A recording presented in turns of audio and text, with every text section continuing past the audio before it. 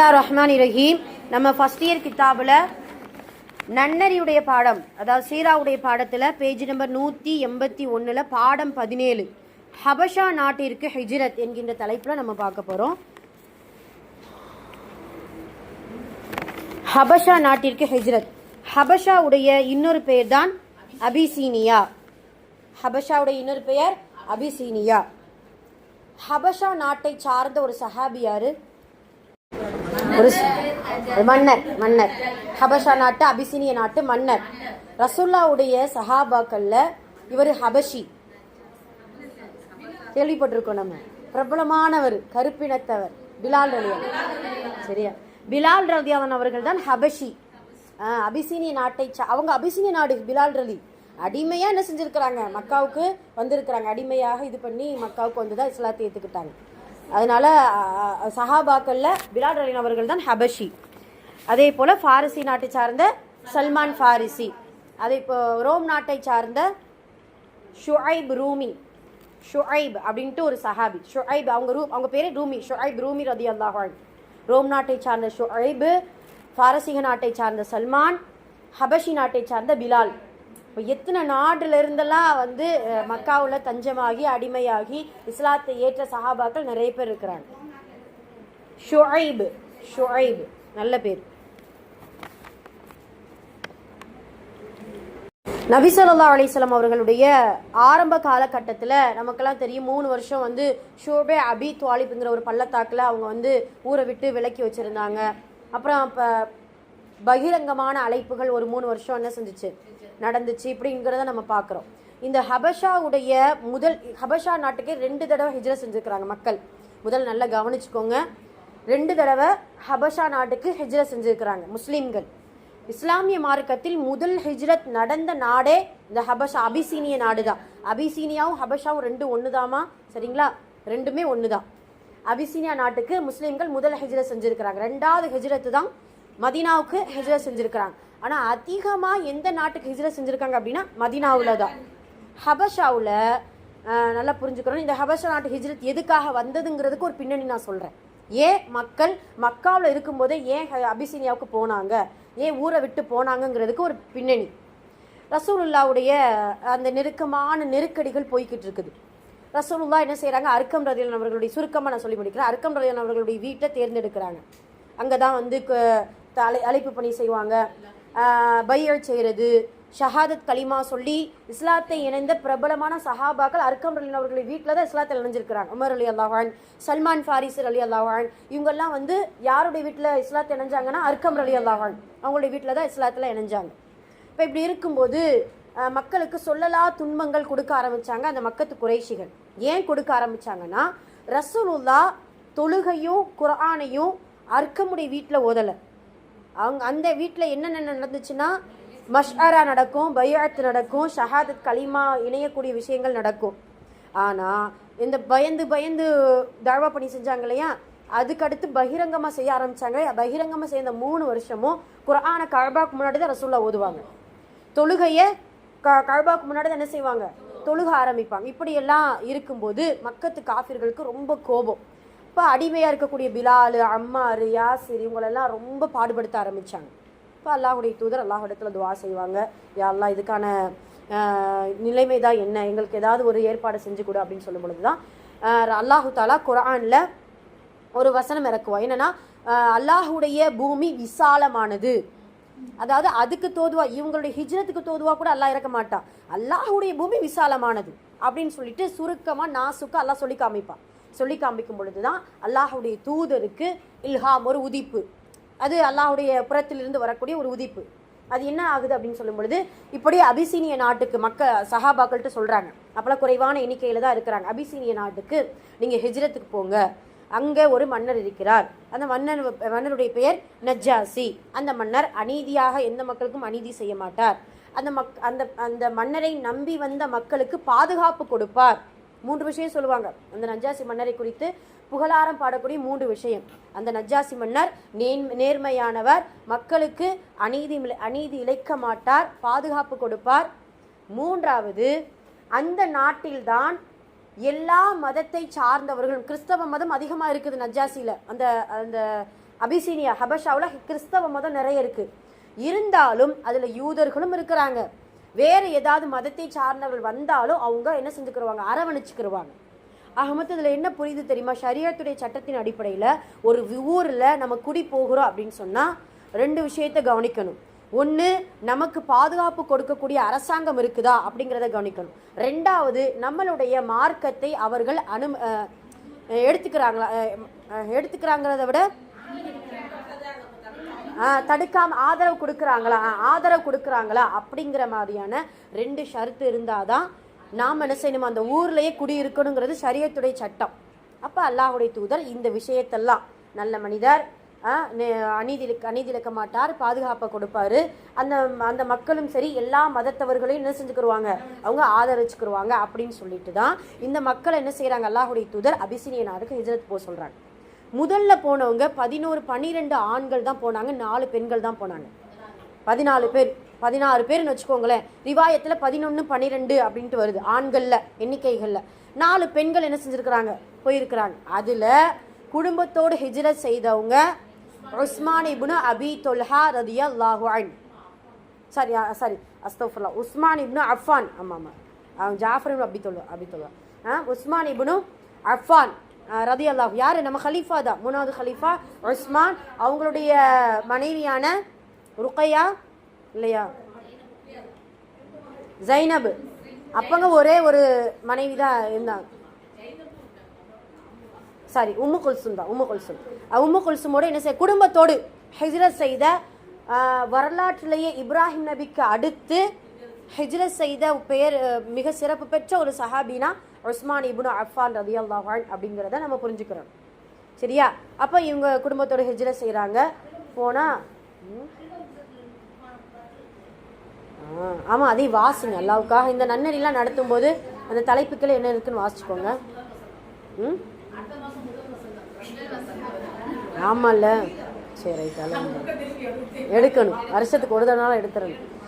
சரிங்கம்மா. அப்போ இப்படியெல்லாம் இருக்கும்போது அந்த மக்கள், குறைவாக மக்கள் தான் ஹிஜ்ரத் செஞ்சுருக்கிறாங்க. போனவங்க ரஜப் மாதத்தில் போனாங்க. இது இன்னொரு கவுண்டிங் நம்ம ஞாபகம் வச்சுக்கிறணும். நுபுவத்தின் 5ஆம் ஆண்டு ரஜபுடைய மாதத்தில் முதல் அபிஷீனிய ஹிஜ்ரத் பயணம் ஆரம்பமாகுது. ரஜப், ஷஅபான், ரமதான், ஷவ்வால்ல திரும்பி வராங்க. ஏன் திரும்பி வராங்க அப்படின்னு சொன்னால், இங்கே மக்காவில் சில விஷயங்கள் நடக்குது. என்னன்னா, ரசூலுல்லாஹ் முதல் முறையாக சூரா நஜ்ம வெளிப்படையாக ஆரம்ப வசனத்திலிருந்து இந்த சூறா கிடையாது, ஆரம்ப வசனத்திலிருந்து சூரா நஜ்ம ஓத ஆரம்பிக்கிறாங்க. ரசூலுல்லாஹ் ஓத ஆரம்பிக்கிறாங்க. ஓத ஆரம்பித்த உடனே மக்கத்து காஃபிர்கள் ரொம்ப எதிர்ப்பு தெரிவிக்கிறது ஒன்று. அந்த சூரா நஜ்மில் ஒரு சஜ்தா வசனம் வருது. அந்த சஜ்தா வசனத்தில் முஸ்லீம்கள், முனாஃபிக்குகள், காஃபிர்கள், இணை வைப்பாளர்கள் எல்லாருமே என்ன செய்கிறாங்க, சஜ்தா செய்ய ஆரம்பிச்சிடுறாங்க. இதை பார்த்த சில மக்கள் அந்த அபிசீனிய நாட்டுக்கு தூது அனுப்புகிறாங்க. மக்காவுடைய நிலைமை எல்லாம் சீராயிடுச்சு, எல்லாரும் சஜ்தா செய்ய ஆரம்பிச்சிட்டாங்க, இஸ்லாத்தில் இணைஞ்சுக்கிட்டாங்க, ரசூல்லாவை எல்லாரும் பின்பற்றிட்டாங்க அப்படிங்கிற புரளி கிளம்புனதுனால என்ன செஞ்சுட்டாங்க, திரும்பி வர்றாங்க. ஆனால் மக்காக்குள்ளே வரலை. நடுவுலையே அவங்களுக்கு இது பொய்யான செய்தின்ட்டு வந்துருச்சு. சில பேர் போயும் போகாமையும் என்னடா இது நம்ம நிற்கதே ஆயிட்டோமே. ஏன்னா அந்த காலத்தில் பயணங்கிறது இலகுவானது கிடையாது இல்லையா. அதில் சில பேர் என்ன செய்கிறாங்க, மக்காவுக்கு வந்துடுறாங்க. என்னமோ நம்ம தலையெழுத்து அவ்வளவுதான் அப்படின்னு சொல்லிட்டு சில பேர் மக்காவுக்கு வந்துடுறாங்க. வந்து சில தலைவர்களுடைய பாதுகாப்பில் அவங்க இருக்கிறாங்க. குறைஷிகளுடைய தலைவர்களில் நல்லவங்களும் நிறைய பேர் இருக்கிறாங்க. பாதுகாப்பில் எனக்கு வந்து பாதுகாப்பு கொடுங்க அப்படின்னு சொல்லிட்டு அவங்களுடைய பாதுகாப்பில் இருக்கிறாங்க. சில பேர் வந்தவங்க என்ன செஞ்சுறாங்க, திரும்பியே போயிடறாங்க. இது முதல் ஹிஜ்ரத்தில் நடந்த சம்பவம். 2வது மறுபடியும் 82 ஆண்களும் 16 பெண்களும் என்ன செய்கிறாங்க, 2வது ஹிஜ்ரத் அதே அபிசீனியாவுக்கு தான் என்ன செய்கிறாங்க, போகிறாங்க. அப்போ யாருடைய தலைமையில் முதல் ஹிஜ்ரத் யாருடைய தலைமையில் இருந்துச்சுன்னா உஸ்மான் இப்னு அஃபானுடைய தலைமை. 2வது ஹிஜ்ரத் ஜாஃபர் இப்னு அபி தாலிப் ரலியல்லாஹு அன்ஹு. யார் இவங்க, ரசூலுல்லாஹ்வுடைய சச்சா மகன், சகோதரர். ரசூலுல்லாஹ்வுடைய சகோதரர் ஜாஃபருடைய தலைமையில். புரியுதுங்களா? இந்த ஹிஸ்ட்ரி பேசுகிறதெல்லாம் புரியுது இல்லையா, எதை பற்றி சொல்கிறேங்க புரியுது இல்லையா? புரியலன்னா ஸ்டாப் பண்ணி இது என்னங்கிறத கேளுங்க, நான் கண்டிப்பாக சொல்லுவேன். ஆமாம், இதெல்லாம் மக்காவில் நடந்துட்டு இருக்கு, மதீனாவில் கிடையாது. மக்கா வாழ்க்கையில், ஏன்னா ஃபர்ஸ்ட் இயர் ஃபுல்லாக மக்கா வாழ்க்கை தான் கொடுத்துருக்காங்க. மக்கா வாழ்க்கையில் முதல் ஹிஜ்ரத் பற்றி பேசிகிட்டு இருக்கிறோம். அபிசினியா ஹிஜ்ரத், ஹபஷா நாட்டு ஹிஜ்ரத்தை பற்றி பேசிகிட்டு இருக்கிறோம். அப்போ ரெண்டாவது 82 ஆண்களும் 16 பெண்களும் என்ன செய்கிறாங்க, ஹபஷா யார் நம்ம ஜாஃபருடைய தலைமையில் போகிறாங்க. போகும் பொழுது அந்த நஜ்ஜாசி மன்னரை சந்திக்கிறாங்க. ஏன்னா இப்போ ஆள்கள் ஜாஸ்தி. இப்போ ரசூல்லா அதே மாதிரியே சொல்லி அனுப்புகிறாங்க, பாதுகாப்பு கிடைக்கும், நம்பிக்கையோடு நீங்கள் போங்கன்னு சொல்லி போகிறாங்க. இங்கே குறைஷிகள் என்ன செய்கிறாங்க தெரியுமா, 2 பேரை ஏற்பாடு செய்கிறாங்க. அதில் ஒருத்தர் யார் அப்படின்னு சொன்னீங்கன்னா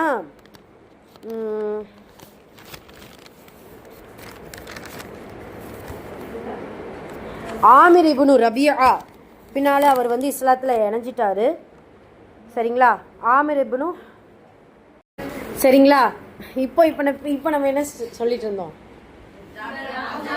பேச ஆரம்பிக்கிறாரா. இப்போ பேச ஆரம்பிக்கும் பொழுதே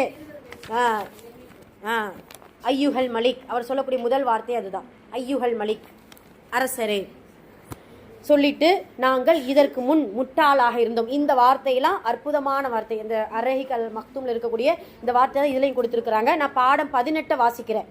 நான் இன்ஷால்லா 17 வாசிச்சிருவோம். நான் சொன்ன உள்ளடக்கம் தான் அதில் இருக்கும். பாருங்களேன், இந்த வார்த்தையை நம்ம அவங்களுடைய தோரணையிலையும் நம்ம பார்ப்போம்.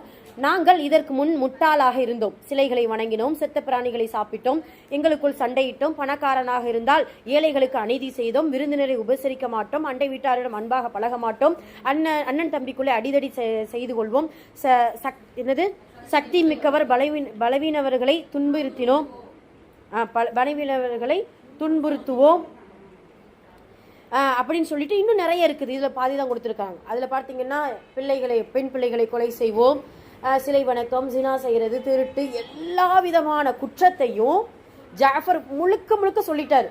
நாங்கள் எப்படி இருந்தோம், நாங்கள் எப்படி ஆனோங்கிறதையும் சொல்கிறாங்க. இக்காலகட்டத்தில் அல்லாஹு தாலா எங்கள் மீது பரிவு காட்டி கருணை காட்டி எங்களுக்கு பரிச்சயமான மிகச்சிறந்த ஒரு நபரை தூதராக எங்களுக்கு அனுப்பி வைத்தான்.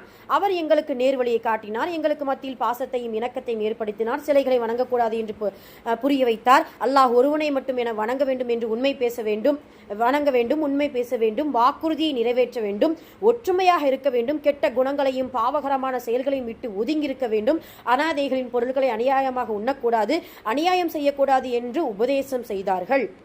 இன்னும் நிறைய இருக்குது. அவங்க மாற்றம் ஃபுல்லாக சொல்லிட்டாங்க. இதன் ஜாஃபருடைய உரையை படித்தாலே இஸ்லாமிய மார்க்கம் அரபு மக்கள் எப்படி இருந்தாங்க, எப்படி மாற்றினாங்கங்கிற ஒரே உரையை ஜாஃபருடைய உரையில் கணிச்சுக்கிறலாம். எப்படி அல்லாஹு தாலா நேர்வழியை கொடுத்துருக்கா அப்படிங்கிறது. இப்போ இதெல்லாம் சொன்னதுக்கப்புறம் நஜ்ஜாசி மன்னருக்கு இவ்வளோ பெரிய மாற்றம், அவங்களுக்கு இவ்வளோ பெரிய மனமாற்றம் ஏற்பட்டுச்சா. என்ன கடிதம், அந்த தூதர் கொடுத்த கடிதத்தை கொடுங்களேன் அப்படின்னு வாசிச்சு அந்த கடிதத்தையும் வாசிக்கிறாங்க. வாசித்த உடனே கடிதத்தை வாசிக்கிறதுக்கு முன்னாடி, கடிதம் இல்லை சாரி, என்ன தூதுத்துவத்தை அவர் கொண்டு வந்தார், என்ன தூதுத்துவத்தை, என்ன அதாவது என்ன சொல்றது, மார்க்கத்தை கொண்டு வந்தார் அப்படின்னு கேட்கும் பொழுதுதான் ஜாஃபர் சூரா மரியமை ஓத ஆரம்பிக்கிறார். கடிதம் கொடுக்கல, சரியா, கடிதம் இல்லை, கடிதம் கொடுத்தது வேற அரசர் ஹிர்கில் மன்னர். என்ன செய்கிறாங்க, சூரா மரியத்தை ஓதி காமிக்கிறாங்க.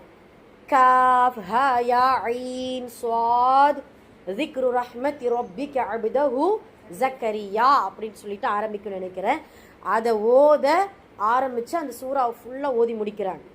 ஜாஃபர் நினச்சிருந்தா, ஏன்னா முக்கால்வாசி ஓரளவு குரான் அந்த காலகட்டத்தில் ஓரளவு குரான் இறக்கப்பட்டிருக்கு. முக்கியமான இதெல்லாம் பார்த்தீங்கன்னா கியாமத் நாளை குறித்து இருக்கும், அப்புறம் மக்களிடத்தில் எப்படி அதெல்லாம் வந்து ஜாஃபர் நினச்சா ஓதி காமிச்சிருக்கலாம். ஆனால் மரியத்தை ஓதி காமிக்கிறதுக்கான ரீசன் கிறிஸ்டின், நஜ்ஜாசி மன்னர் பியூர் கிறிஸ்டின். அதனால் அந்த அவங்களுக்கு புரிகிற மாதிரி அதில் படித்தோம்னா மரியம் ஜக்கரியாவுடைய ஆரம்பத்திலிருந்து அவங்க எப்படி மரியம்மை வந்து வளர்த்தாங்க, மரியமுக்கு எப்படி குழந்தை பிறந்துச்சு, எல்லா விஷயங்களும் இருக்கு. சொன்ன உடனே நஜ்ஜாசி மன்னர் அழுக ஆரம்பிக்கிறார்.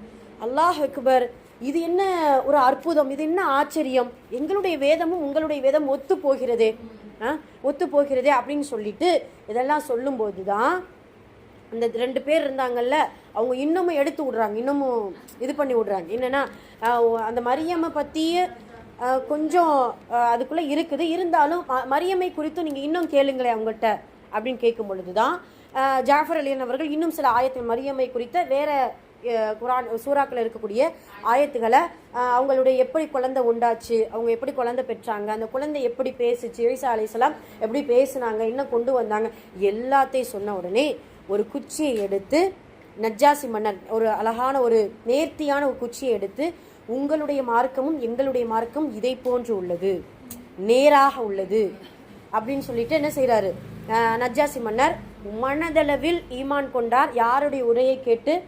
ஜாஃபர். வந்த உடனே கேட்ட உடனே நஜ்ஜாசி மன்னருக்கு மனமாற்றம் ஏற்படுது. வந்த 2 பேர்ட்டையும் கொடுத்த அன்பளிப்பு கொண்டு வந்தாங்களே அதை திரும்ப நீங்க பெற்றுக்கொண்டு நீங்க தயவு செஞ்சு நீங்க உங்க ஊருக்கு போயிடுங்க, இவங்களுக்கு நான் அடைக்கலம் கொடுக்கத்தான் போகிறேன். கொடுத்த மன்னர் மாத கணக்கா அடைக்கம் கொடுத்தாங்க, வருட கணக்கா. எப்போ தெரியுமா? மக்கள் எல்லாம் இங்க மக்கத்து மக்கள் எல்லாம் முஹாஜிர்கள இருந்து அன்சாரிகள் இடத்துல ஷிஃப்ட், அதாவது ஹிஜ்ரத்துக்கு மதினாவுக்கு போன பின்னாடி அது என்ன போர், ஹுனைன் போர்ல பங்கு வைப்பாங்க. ரசூலுல்லாஹ் பங்கு வைக்கும் பொழுதுதான் அபிசீனிய நாட்டில் இருந்த மக்கள் எல்லாம் வருவாங்களாம். அது வரைக்கும் அபிசீனியாவில் தான் அங்கே இருந்திருக்கிறாங்க அந்த மக்கள். தஞ்சம் போனாங்க இல்லையா, 82 அவ்வளவு பேர் இருந்திருக்காங்க. அதில் ஒருத்தர் அஸ்மான்ட்டு ஒரு அம்மா, பெண்களில் அஸ்மா. அப்போ அந்த அம்மா என்ன செய்யும், அந்த கனிமத் பொருளை வாங்குறதுக்காக வரும். வந்த உடனே உமர் கேட்பாரு, நாங்கள்லாம் பார்த்தீங்களா, அந்த அஸ்மாட்ட பேசுறாரு, நாங்களாம் இப்படி ஹிஜ்ரத்துங்கிற ஒரு மதினாவுடைய ஹிஜ்ரத் செய்யக்கூடிய ஒரு அந்தஸ்தை பெற்றவங்க அப்படின்னு சொல்லும்போது இந்த அம்மாவுக்கு ரொம்ப கஷ்டமாக போயிடும். என்னடா இது இப்போ பெரிய ஹிஜ்ரத் இது தானே அப்படின்னு சொன்னோடனே ரசூல்லாட்ட போய் சொன்ன உடனே ரசூல்லா சொல்லுவாங்க, அஸ்மா நீங்கள் கவலைப்படாதீங்க, நீங்கள் 2 கூலிகள் பெற்ற. முதல் ஹிஜ்ரத்து நீங்கள் செஞ்சீங்க, இப்போயும் 2வது ஹிஜ்ரத்து செஞ்சிருக்கீங்க. 2 ஹிஜ்ரத்துடைய கூலிகள். அதுலேயும் கடல் வழியாகவும் தரை வழியாகவும் செஞ்சவங்க அபிசீனிய மக்கள். அபிசீனியா கடல் வழி பயணம், ஆமாம் கடல் வழி பயணமாக போயிருந்துருக்கிறாங்க அபிசீனியாவுக்கு. அப்போ 2 வழி பயணத்திலையும் ஹிஜ்ரத் செஞ்சதுனால 2 கூலி உங்களுக்கு கிடைக்கும் அப்படின்னு சொல்லிட்டு அஸ்மாட்ட சொல்லுவாங்க. இப்போ அபிசீனிய மக்களுடைய சிறப்புகள் இவ்வளவு நிறைய இருக்குது. ஹபஷா நாட்டு மன்னர் கடைசி அந்த நஜ்ஜாசி மன்னருடைய சிறப்புகள் நமக்கு தெரியும். காயிப் ஜனாசா ரசூல்லா தொழுக வச்சிருக்கிறாங்க. அவங்க ஒரு நல்லடியார், அது ரசூல்லா என்ன எப்படி சொல்லுவாங்க தெரியுமா, ஒரு நல்லடியார் மரணித்து விட்டால் அவருக்காக நாம் ஜனாசா தொழுகை தொழுது கொள்வோம் அப்படிங்கிறத ரசூல்லா சொல்லுவாங்க. அந்த அளவுக்கு நஜ்ஜாசி மன்னர் மனதளவில் இஸ்லாத்தை ஏற்றுக்கொண்டதாக ஒரு ரிவாயத் இருக்குது. ஏன்னா அந்த கால சூழ்நிலையில் அவங்க என்ன செய்கிறாங்க, வெளிப்படையாக இஸ்லாத்தை வெளிப்படையாக இல்லாதது மாதிரி ஒரு இருக்குது. சரி, இப்போ நாம் இதில் என்ன கொடுத்துருக்காங்கிறத டக்குன்னு வாட்சி முடிச்சிருவோம். ஹபஷா நாட்டுக்கு ஹிஜ்ரத். காஃபிர்கள் முஸ்லிம்களை துன்புறுத்தி கொண்டே இருந்தார்கள், விதவிதமான சிரமம் கொடுத்து வந்தார்கள். அன்பு நபியும் வதைத்தார்கள். அன்பு நபியின் தோழர்களையும் சித்திரவை செய்தார்கள். எப்போது தொல்லைகள் எல்லை மீறி சென்றதோ, குர்ஆன் ஓதுவது, அல்லாஹை வணங்குவது, ஷரியத் படி வாழ்வது, பிறருக்கு தீனுடைய விஷயங்களை போதிப்பது ஆகியவை சாத்தியமில்லாமல் போனதோ, அப்போது நபி ஸல்லல்லாஹு அலைஹி வஸல்லம் அவர்கள் முஸ்லிம்களிடம் கூறினார்கள், என் பாசத்திற்குரிய தோழர்களே, நீங்கள் தீனுக்காக மிக அதிகமாக சிரமங்களையும் இன்னல்களையும் அனுபவித்தீர்கள். இப்போது உங்களில் விரும்பியவர் ஹபஷா நாட்டிற்கு சென்று விடலாம். ஹபஷாவுடைய மன்னராக நஜ்ஜாசி என்பவர் இருக்கிறார். அவர் மிக நல்லவர். அங்கே எந்த தடையும் இல்லை. சுதந்திரமாக தீன் படி வாழ முடியும். தீனை பிற மக்களுக்கு போதிக்கவும் பரப்பவும் முடியும் என நபி அவர்கள் கூறினார்கள். இதை கேட்ட அதிகமான முஸ்லிம்கள் காஃபிர்களின் கட்டுக்கடங்காத அநியாயங்களையும் கொடுமைகளையும் தாங்க முடியாமல் தம் வீடு வாசல்களை துறந்து ஹபஷாவிற்கு சென்று வாழத் தொடங்கினர். இதை கேள்விப்பட்ட காஃபிர்கள் சகித்து கொள்ள முடியாமல் ஹபஷா நாட்டிற்கு சென்று மன்னர் நஜ்ஜாசின் அரசவையில் முஸ்லிம்களை பற்றி புகார் கூறினர். புகார் கூறினவங்க 2 பேர் தான். யார் நம்ம சொன்னோம்லையே, அப்துல்லா இப்னு முகைரா, அம்ர் இப்னு ஆஸ் புகார் கூறினர். அரசர் முஸ்லிம்களை அழைத்து விசாரித்தார். அதற்கு முஸ்லிம்களின் தலைவராகிய ஹஸ்ரத் ஜஅஃபர் இப்னு அபி துவாலிப் அவர்கள் அங்கே ஒரு அருமையான உரை நிகழ்த்தினார்கள். சரிங்களா? கேள்விகள் பாருங்க. முஸ்லிம்கள் ஏன் ஹபஷாவிற்கு ஹிஜ்ரத் செய்தனர் அப்படிங்கும்போது ஃபர்ஸ்ட் பேரா ஃபுல்லா எழுதணும்ல. ஆமாம், காஃபிர்கள் முஸ்லிம்களை துன்புறுத்தி கொண்டே இருந்தனருங்கிறதுலேருந்து ஆரம்பித்து ஃபர்ஸ்ட் பேராவில் இது சாத்தியமில்லாமல் போனது அது வரைக்கும் குறிச்சிக்கோங்க. போனது அப்படிங்கிறது வரை குறிச்சிக்கோங்க. அப்போது நபி அவர்கள்ங்கிறதுக்கு முன்னாடி சாத்தியமில்லாமல் போனது அப்படிங்கிறத வரை குறிச்சிக்கோங்க. First கொஸ்டினுக்கான answer குறிச்சாச்சா? ரெண்டாவது, நபி ஸல்லல்லாஹு அலைஹி வஸல்லம் அவர்கள் முஸ்லிம்களிடம் என்ன சொன்னார்கள் அப்படிங்கிறது ரெண்டாவது. என் பாசமிகு தோழர்களே, அதிலிருந்து ஆரம்பித்து நஜ்ஜாசி மன்னருடைய அந்த இதெல்லாம் சொல்லி நபி அவர்கள் கூறினார்கள் வரைக்கும், கீழே இருந்து 4வது லைனில் வரைக்கும், கீழே இருந்து 2வது பேராவில் கீழே இருந்து 4வது லைனில் என நபி அவர்கள் கூறினார்கள் வரைக்கும் குறிச்சிக்கோங்க.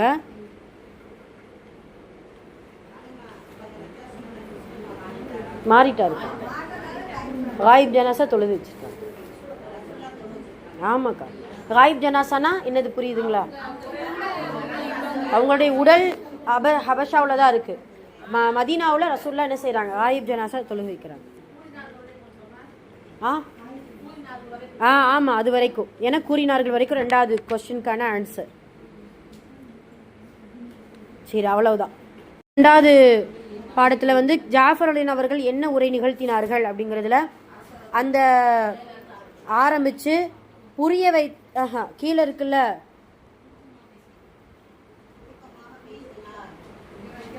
ஆமாம் 3 பேராவை எழுதணும்.